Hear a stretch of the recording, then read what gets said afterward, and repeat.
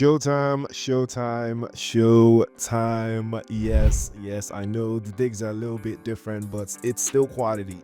I promise it is still quality.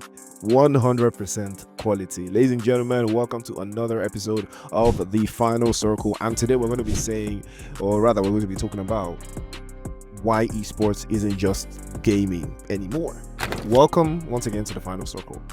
And this is the show where we treat esports like the beautiful, chaotic, caffeine-powered religion it really is. I'm your host, Priest, and I'm a shoutcaster coach, survivor of way too many lobby wipes in PUBG Mobile.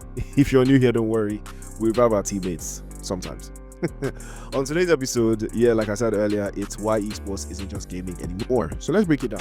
What even is esports, I know I had an earlier episode where I talked about esports and gaming, what is the difference, but that was more of an in-depth dive. Today we're just going to simplify things. So look, if you still think esports is just some guy named Kevin sweating in his mom's garage, like why yelling lag at 3 a.m. You're about 10 years late, my guy. Esports today is $1 billion industry. That's billion with a capital B, as in bros. Why didn't I go pro? That kind of thing. From massive arenas to global tournaments with prize pools larger than your favorite artist, Rema. Esports is legit, and it's not just about PCs anymore. You've got mobile gaming like PUBG Mobile, Call of Duty Mobile, even Free Fire. As much as I would hate to admit it, I can't even ignore Free Fire anymore. It's part of the big three now. It's really part of the big three now. No disrespect to Delta Force, but you ain't got it. You ain't got it like that yet. So esports versus gaming, we broke it out earlier, but know the key differences. All right, so here's the thing. All esports is gaming, but not all gaming is esports. So gaming is when you hop on to chill, vibe, rage a little bit, solo queue, madness, that kind of thing. But esports is where the grind gets a little bit more serious, and we're talking about structured teams, coaching staff, sprint schedules, contracts, and even a little bit more drama. So that's something you have to look out for to understand the concept of what esports is. So much drama. So it's the difference between a pickup game on the street and the Champions League. That's what it is, But then, how big is esports really? How big is it really? Well, let's drop some quick facts. Let's just walk through some quick facts. The esports industry is valued over at about $1.6 billion in 2024. Now it's 2025. You'll expect it will be even more. Viewership is roughly about maybe 500 million people globally. Globally, 500 million people. And that's basically, 40% of the whole, I think that's the whole Asia, right?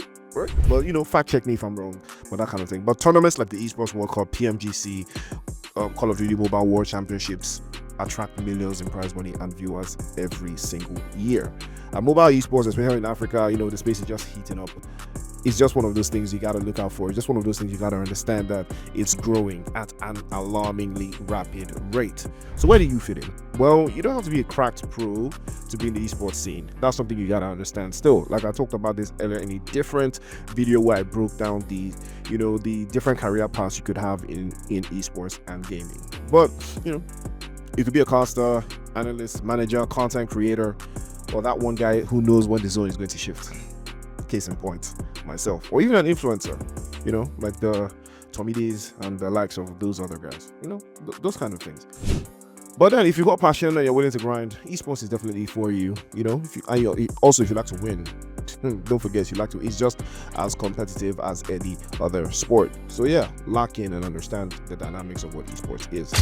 The Final Circle isn't for everyone, if we're being honest. It's not for everyone.